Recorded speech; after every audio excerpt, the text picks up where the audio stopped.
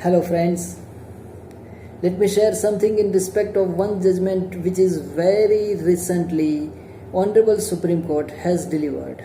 The judgment is in respect of section 65 and 66 of the Indian Evidence Act. These two sections are very important as far as trial is concerned. Now, in this case, the plaintiff has filed a suit for declaration that he has the owner of the half portion of the land and the mutation entry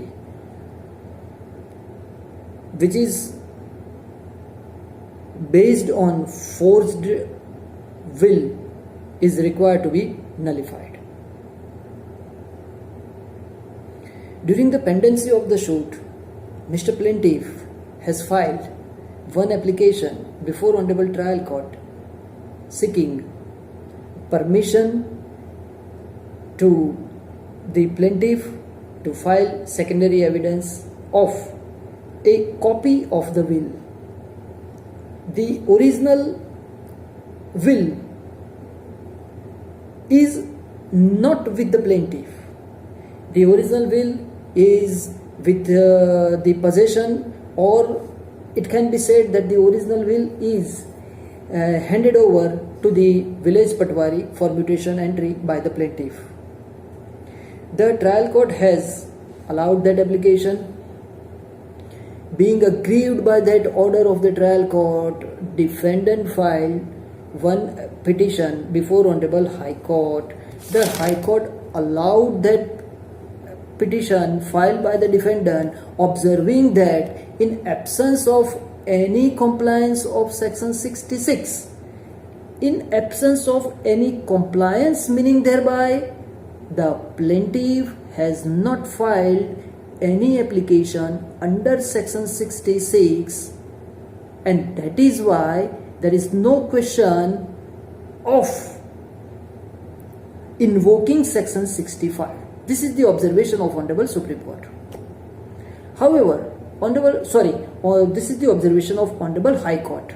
However, Honorable High Court permitted the plaintiff to file application under 66. Subsequently, the plaintiff preferred application under 65, read with 66, before Honorable Trial Court for issuance of the notice to the revenue officer. Now, why to the revenue officer? Because the original deed is handed over to the village patwari, that is revenue officer, by the plaintiff. Now the situation is this, that revenue officer came before the court but without original copy. They did not have any original copy. That is why that application is rejected. Appellant approached the High Court by filing petition under 227 of Constitution of India. High Court dismissed that petition, and that is why the plaintiff, being appellant, is before Honorable Supreme Court. This is the case before Honorable Supreme Court. Now, Honorable Supreme Court, relying upon the three judgments passed by the Honorable Supreme Court earlier, has allowed his petition. Now, let me give that citation of these three judgments, as well as I wish to read the two paragraphs of those judgments. The citation for which the Honorable Supreme Court has relied, that is the case Ashok Dhulichand versus Madhavlal Dubey and another, 1976 1 SCR 246.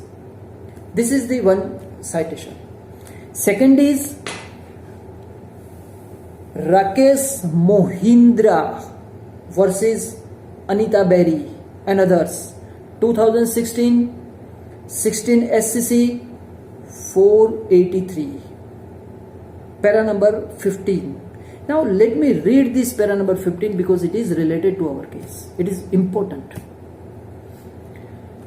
The preconditions of leading secondary evidence are that such original documents could not be produced by the party relying upon such document in spite of best efforts, unable to produce the same which is beyond their control.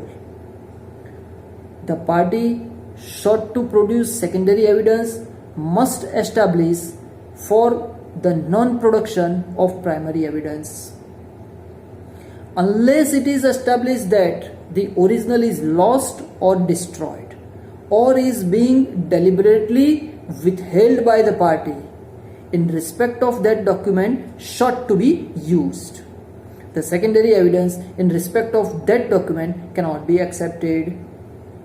This is the paragraph number 15 of the case. Now, Honorable Supreme Court has also relied upon one judgment, that is H.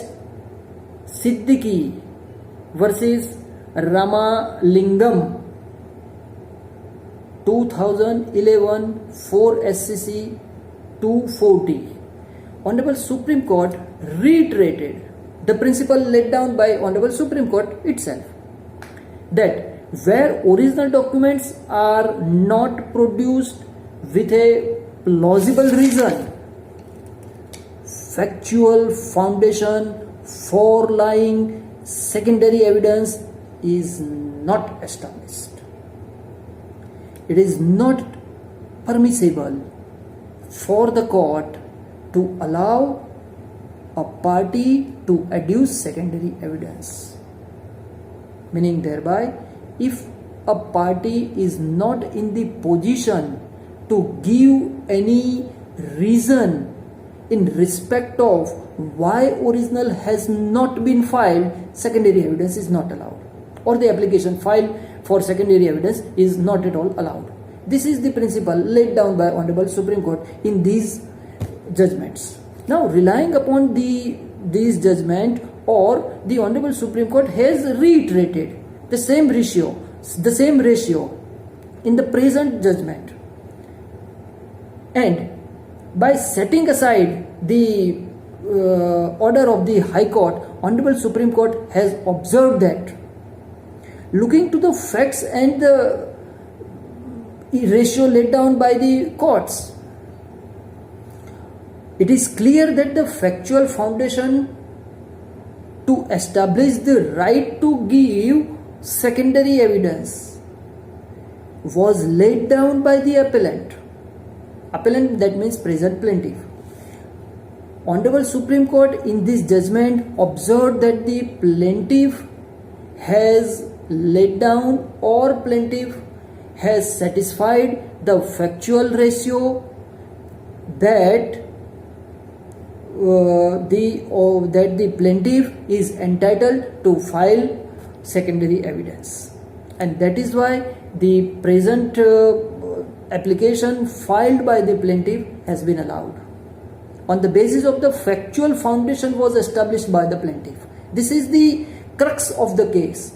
If the factual foundation is established by the plaintiff for filing secondary evidence, the application for secondary evidence has to be allowed. This is the crux, this is the ratio laid down by Honorable Supreme Court. However, Honorable Supreme Court further observed in this judgment that such admission of secondary evidence automatically does not attest to its authenticity, truthfulness or genuineness, which will have to be established during the course of the trial in accordance with the law. Friends, I hope you like this video. Thank you very much.